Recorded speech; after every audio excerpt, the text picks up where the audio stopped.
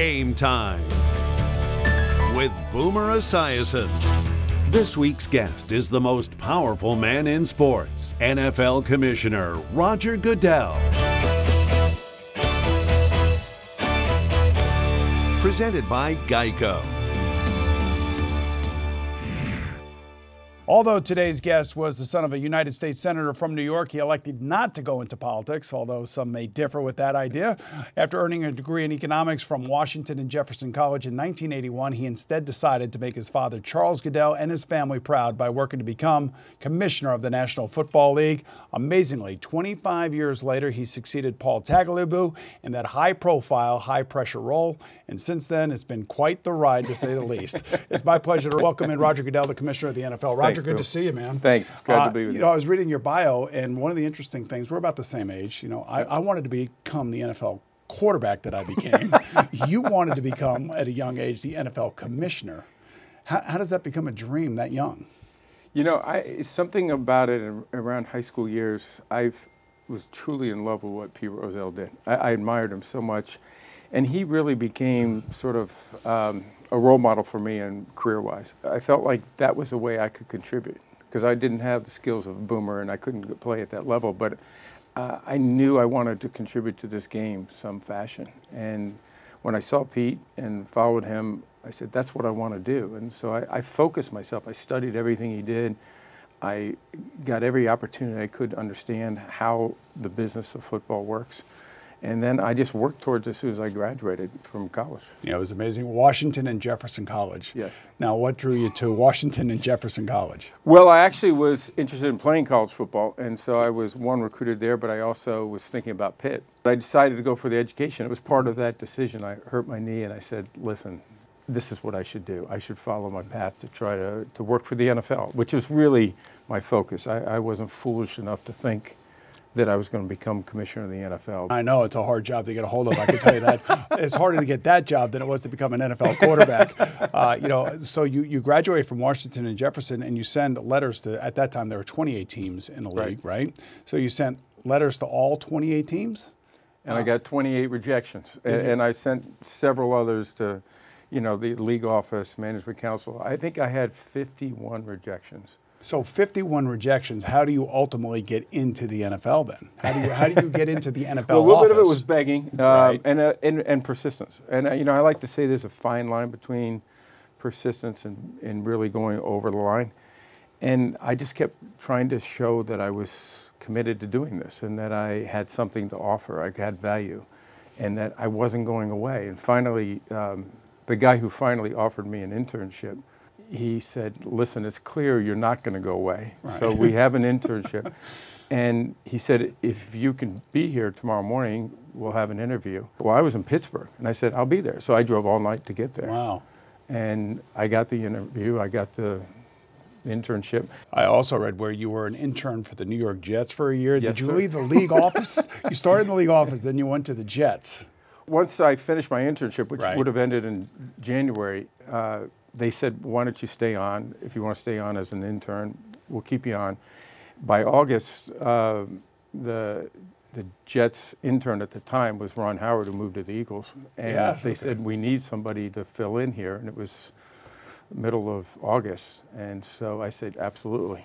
And so I went there. And it was one of the best experiences I had because I got a chance to be on the club level, had a chance to sort of spend time. My primary job was to work with the players and setting up their interviews. And the experience of being on the club level that I was able to take back to the league was extraordinary. And some of those relationships I have till this day. Yeah, it's amazing that you end up going from the Jets back to the league. And not only are you back in the league, you're running the league. All right, we're just getting warmed up right here on Game Time. We'll continue with Commissioner Roger Goodell right after this.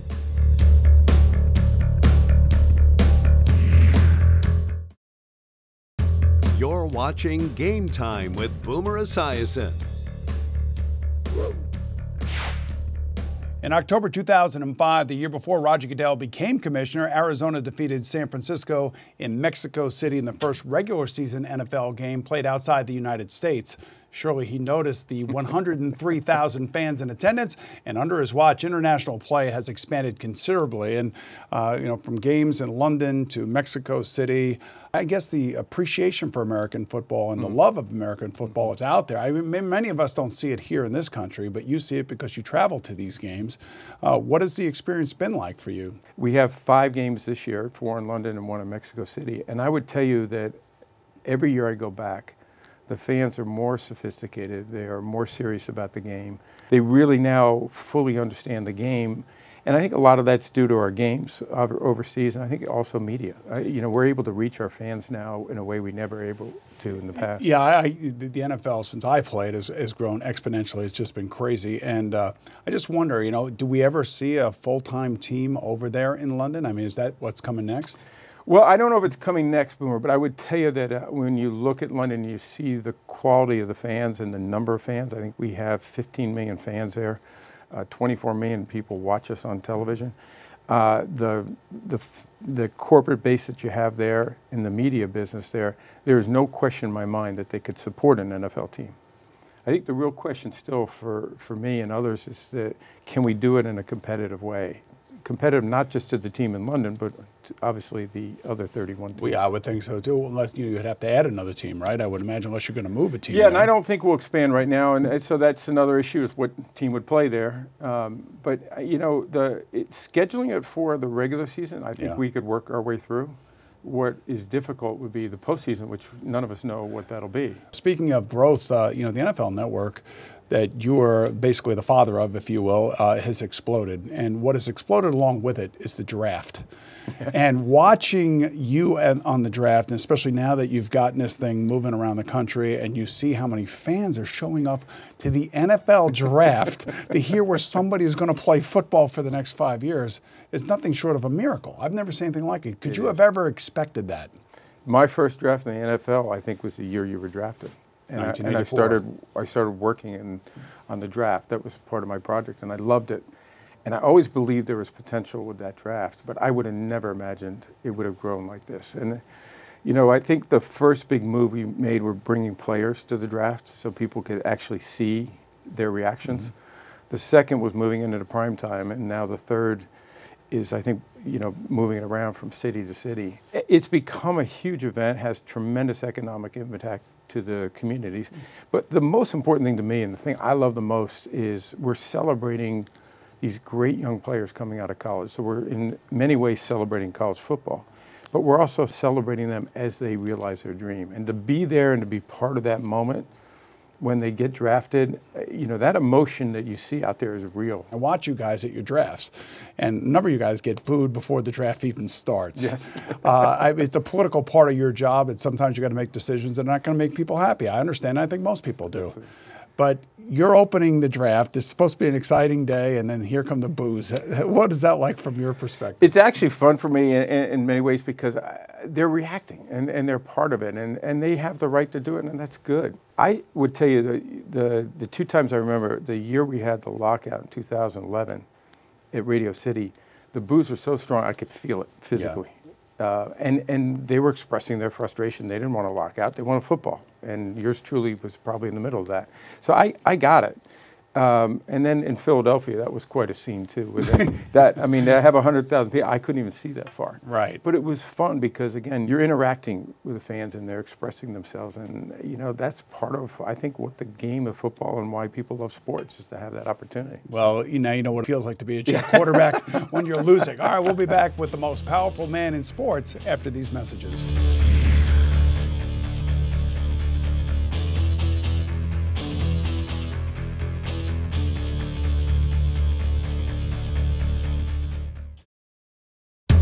You're watching Game Time with Boomer Esiason.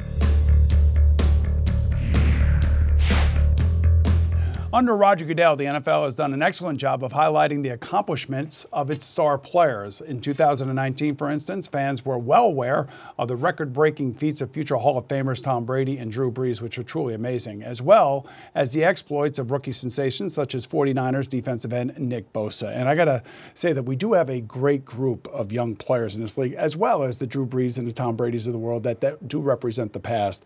But when you see and you shake the hands of guys like Nick Bosa and Deshaun Watson and Lamar Jackson and Patrick Mahomes and on it goes. What does that feel like for you as the commissioner of the NFL, watching them? It's rewarding because, you know, obviously everyone has an opinion about how successful they're going to be on the NFL level. That was true with Kyler this year. And to see him out there playing as well as he's playing and as quickly as they're playing. You know, it used to be the rule was you were an NFL quarterback, you had to come in and sit for a couple of years. My group wasn't smart enough. We couldn't start right away. These kids all go out there and play right now. You have to sit and learn.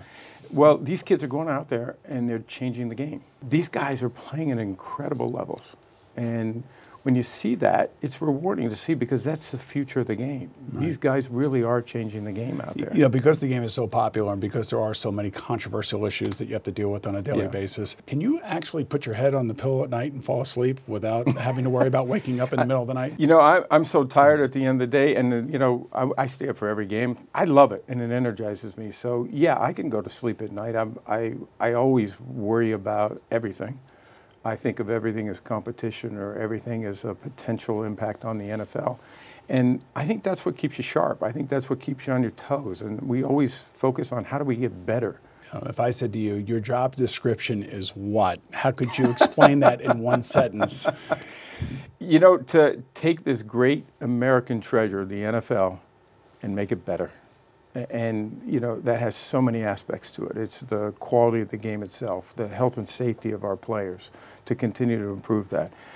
It's making our game available to fans on every different platform and trying to make sure we are where our fans are or where we need to develop them, including internationally. If we keep the game strong and continue to build it, we're going to be successful for the long term. What's the most difficult part of your job? Well, I would tell you it's not an objective, which is to try to make everybody happy. Right. It's not my objective. I have to make a lot of decisions I know that are going to not satisfy everybody. But that's what you do. It's like a game official. They're going to make a call. They're going to make half the people unhappy and half the people are happy. What I try to focus on, what's best for the game, short and long term. What do we do to make sure our game continues to be successful and grows? I just wonder if people realize you work for 32 billionaires and they all have an opinion Yes, and they all want their team to be number one, and that's a juggling act that takes quite a magician, if you ask me. Well, the other thing they probably don't understand is that for us to really do anything in the NFL, it takes 24 or 32 votes of those billionaires. And so they have different perspectives. But that's also the strength of our league because we take those different perspectives and we work to try to find a solution that will get the 24 necessary votes. And if you do, you usually have a pretty good solution. And I think that's really the strength, the fundamental strength of our league. The NFL has experienced considerable growth under Roger Goodell in two vital ways: by becoming involved more than ever with Pee Wee League football and high school and college football, and of course by showcasing itself on multiple platforms beyond network TV. And first of all, I should say thank you because I'm on the network TV side now, not the playing side. And because of the popularity and the growth and the interest in every team and every player, every coach in every situation, both on the field and off the field, I feel like you should be proud of what you've accomplished here. Oh, we certainly are. You know, I think the game is more popular than ever. It's people are talking about football all the time. I think it has a lot to do with where we are as a country in many times. We influence where things are, and football just means a great deal to this country. And we're proud of that, and we believe we're stewards of the game, so the health of our game on all levels, as you point out, right down to youth football, is really important to us. And we work with each level of football. We try to find a way to make sure that we're doing the same things on each level appropriately and to make sure the game is safe and we're teaching the right techniques, because that'll make better football players throughout the system and even when they get to us. But The real issue in growth is going to be not just participation, but on how we continue to build that fan base in a very quickly changing media landscape. And I'm sure a labor piece has something to do with Sure. that as well. You know, Always, yeah. as you probably well know, I was a very vocal player rep back in 1987 Right. in that player strike, which was ugly all the way around for all of us They who always went are, through yeah. it. They are, and nobody wins. I'm just, I'm telling today's players, Yeah. nobody ever wins by that, and that's why there has to be maybe some sort of agreement, hopefully soon. And I know that you have talked openly about how, I would say confident you are that something will get done with the NFLPA and moving forward with the new CBA. How confident really are you? Well, listen, we have a 10-year labor agreement that's worked incredibly well for everybody. I think the players have benefited by it. It's the clubs have benefited by it, and I think our fans have, and our partners have. And so I think all of us have got a labor agreement that works, but we have to continue to find changes, and we have to consider after 10 years the world's different. So how do we change that, and how do we adapt to make sure that it works for the next 10 years. Mm-hmm. And so that's what we're working on. There have been great discussions. The players have made us better, not just because of their performance on the field, but because of the issues that they brought to us and because of their participation and because of their input. And so that is something that we think needs to continue. It's a partnership. And how do we make each other better and all benefit from that? All right, and quickly, I was just going to ask you, when you go out and see the teams and see the players individually, how are those discussions with those players, and do you feel like you're in a good place with them? Well, I do, but they bring issues. By the way, today's communication. They call, they text, they send me messages. They come in when a they. lot of your guys have your cell phone number. Oh yeah, I need your cell phone. Oh yeah, I got a few things I want to send you. But and I love that, and I love the ability for us to have a conversation off the record. I don't tell people when people call. Right. I take it and I listen to it. I understand it, and they call about everything from a uniform code issue to a rule to a broader issue. And that's great for us. And as I said, they make me better, but they make the league better on so many fronts. And so I couldn't tell you, I am so proud of our players. I'm proud of them, not just because they're great athletes and because of what they do on the field, but more importantly, what they do off the field. Yeah, I often say 99% of the players do so many great things off the field. Every now and again, somebody's going to go the wrong way. All right, we'll return for some final thoughts with Commissioner Roger Goodell right after this.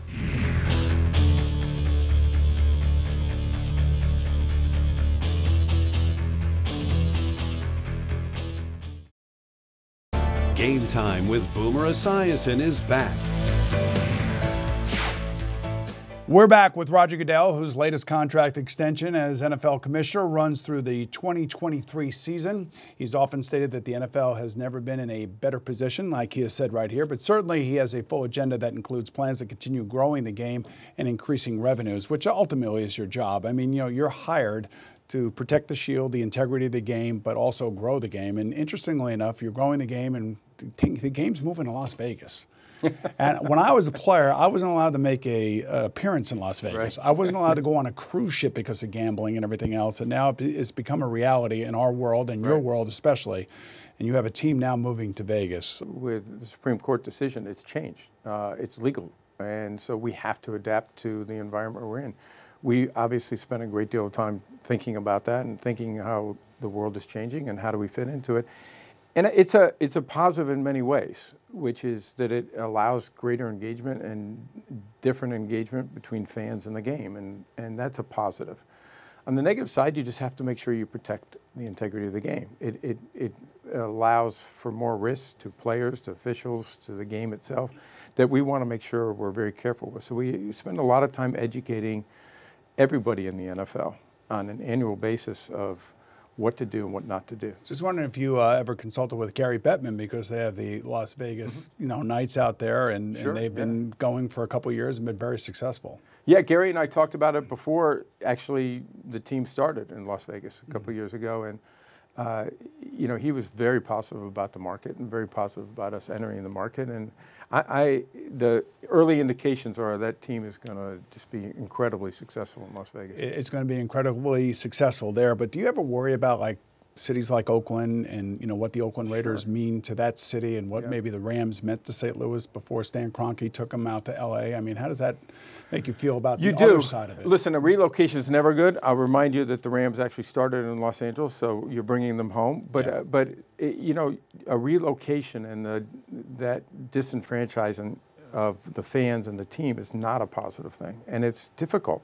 And we've had 3 teams that have actually been in the last several years in temporary facilities. So next year we'll be in Los Angeles with a new stadium. Both the Chargers and the Rams will be playing there, and of course the Raiders in Vegas. But yes, you never want to see that. We work hard to try to keep our teams where they are. It's a partnership with the community, and sometimes you can't get to a resolution that makes sense for anybody. I want to ask you one real quick question about the Chargers. Are you worried about their fan base in L.A.? It doesn't look like it's all that passionate the way it was down in San Diego. You can't have that kind of passion after 50 years in 1 year or 2 years. So it's going to take a build, but that's true with the Rams coming back to Los Angeles. We were out of that market for 20 years. But, people spend a lot of time talking about the number of visiting teams that are in the stadium. But, you can go right across the river and see that with other teams. That's a reality of what's happening with technology and the way people are purchasing tickets. It's easier to get tickets on the secondary market. Well, all I can tell you is just keep growing the game, please. Yes. And at least I have a place to talk about it. Thank you for all you do for the game, because it makes a difference, and you know that. Appreciate it, Roger. Thank you so much to Roger Goodell for joining us today, and to all of you for watching. I'm Boomer Esiason. I'll see you again soon right here on Game Time with Phil Simms. That was great, Roger. Thank you. You're the best. Thank you so much. You're awesome with that. Well done.